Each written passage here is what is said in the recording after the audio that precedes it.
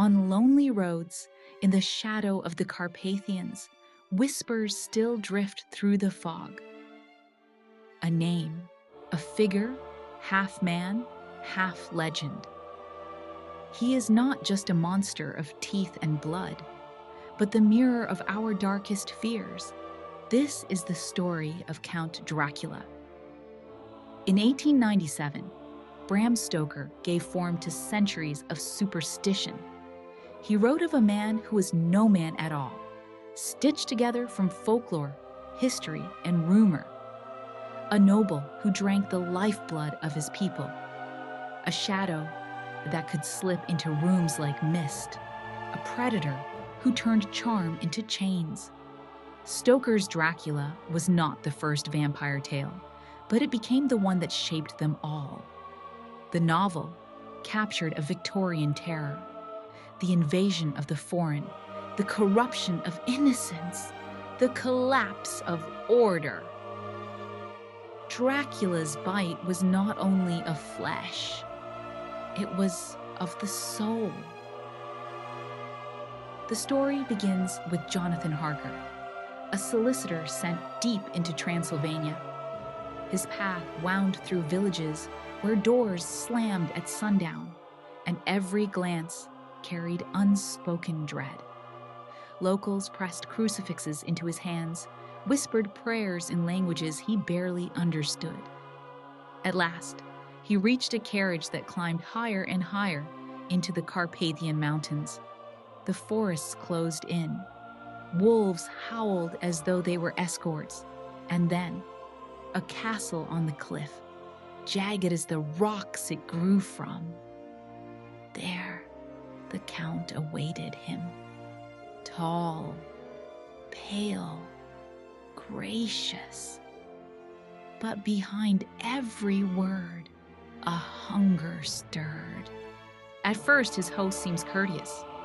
A tall man, pale, with piercing eyes and an unsettling stillness. But there are cracks in the mask. No servants move through the halls. The mirrors show no reflection. The doors do not open from within. Slowly, Jonathan realizes he is not a guest. He is a prisoner, and the one who keeps him is something far worse than a man. While Harker struggles to escape, Dracula sets his sights elsewhere. He sails for England. In London, shadows lengthen. A young woman, beloved by many, named Lucy Westenra, grows pale, restless, as if something unseen drains the very breath from her lungs. Her health fades, her nights restless, her spirits slipping away. Each night she walks nearer to the graveyard. Each dawn she grows weaker. And soon, despite the care of her friends, they realize the truth. She is being taken. Despite their prayers, despite their love, Lucy dies. But death does not bring peace.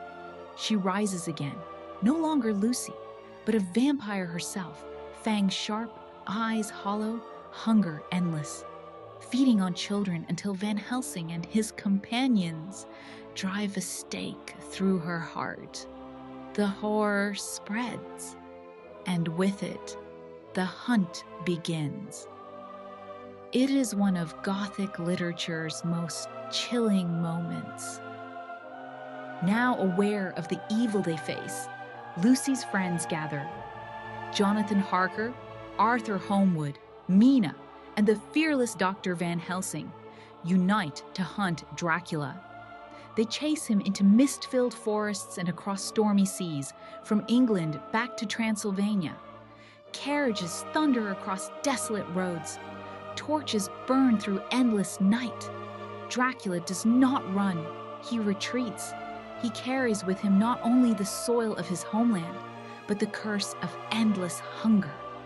And as always, Dracula exerts a dark influence over Mina, the woman he seeks to make her his eternal bride. The hunters reach the castle. Its gates loom once more, as if waiting for this very night. Inside, the battle is fierce. The air fills with the clash of steel, the cries of men, the flutter of wings.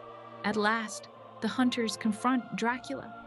Cloak spread wide, eyes burning red, fangs bared in fury, a strike of steel, a cry of anguish, and as the sun sets, they drive a blade through his heart and cut off his head. The Count crumbles to dust. His reign of terror ended, or perhaps only sleeping, waiting for another night. Dracula is more than a monster. He is desire without restraint, immortality at a terrible cost, the fear of outsiders invading familiar worlds. To some, he reflects forbidden sexuality. To others, the decay of old aristocracy. Always, he is hunger, endless, insatiable. So, the next time you see a shadow cross the moon or hear wings in the night, remember the Count, remember Dracula. This has been lore and legend. Until next time, beware what waits in the dark.